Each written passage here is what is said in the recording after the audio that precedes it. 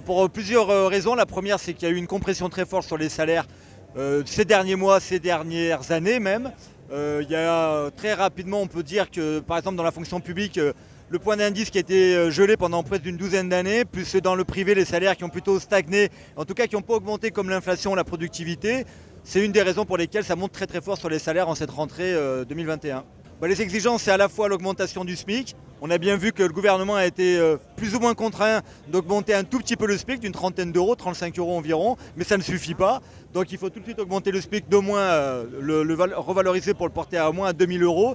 Il faut l'augmentation des minima dans les branches, parce que là aussi les minima n'augmentent pas aussi vite que l'inflation, n'augmentent pas aussi vite que la productivité, donc il faut impérativement qu'il y ait des négociations dans les branches avec des augmentations des minima, et puis des négociations dans les entreprises pour augmenter tout de suite les salaires directs, ceux qui sont versés directement sur les bulletins de paye des travailleurs. Mobiliser le 5 octobre, parce que la situation, notamment dans le secteur de la santé, est vraiment très difficile en ce moment, mais comme partout ailleurs. Et malheureusement, j'ai l'impression que ça va continuer si on ne se mobilise pas. Les annonces du gouvernement ne sont pas là pour nous rassurer. Les semaines qui arrivent vont être difficiles et la question des emplois, la question des salaires et la question de la protection, la défense de nos acquis sociaux est plus que jamais à l'ordre du jour pour tous les travailleurs dans ce pays aujourd'hui. Donc le 5 octobre, on va rentrer dans l'automne. J'ai l'impression qu'on va rentrer dans les choses sérieuses. Les annonces du président de la République autour des retraites ne sont pas du tout rassurantes. Le projet de loi de financement de la sécurité sociale, pour nous les hospitaliers, s'annonce comme de nouvelles coupes budgétaires et donc des conditions de travail, des conditions de recrutement, des salaires encore en deçà de ce qu'il faut pour la population. Donc oui, plus que jamais mobilisé pour mettre un coup d'arrêt à cette politique de destruction.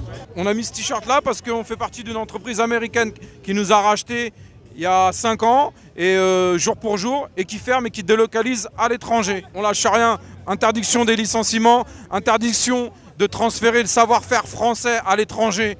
Hors de question pour une entreprise américaine qui gagne de l'argent, auquel l'État donne 3 millions d'euros de CICE et de CIR, et hors de question, donc nous on se bat pour les emplois. Non, on n'est pas heureux, on a eu des augmentations de merde, on a eu un plan social de merde.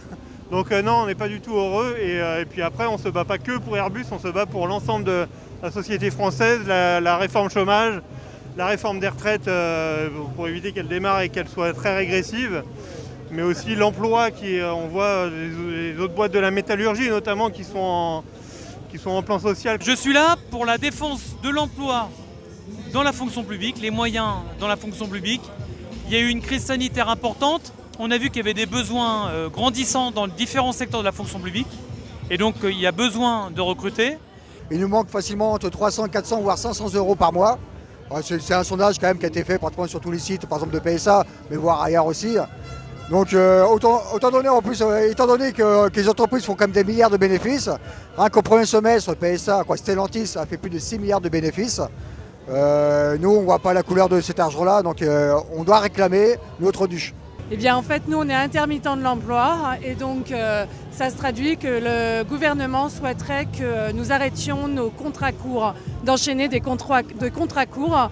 Donc il ne comprend pas la spécificité de notre métier et du coup on est vraiment pénalisé. On l'a été énormément pendant la crise, mais l'assurance chômage, la réforme nous pénalisera encore plus. Plus d'ouverture de droits, plus rien, on travaille, on va plus pouvoir travailler. Et nous, en tant que salariés à contrat déterminé, on va plus pouvoir les enchaîner alors qu'on fonctionne comme ça. Moi, je suis accompagnatrice dans le tourisme d'affaires, donc j'ai plusieurs clients et pour plusieurs missions dans l'événementiel. Je ne peux pas travailler pour une seule et même société. C'est impossible d'être en CDI dans mon cas de figure.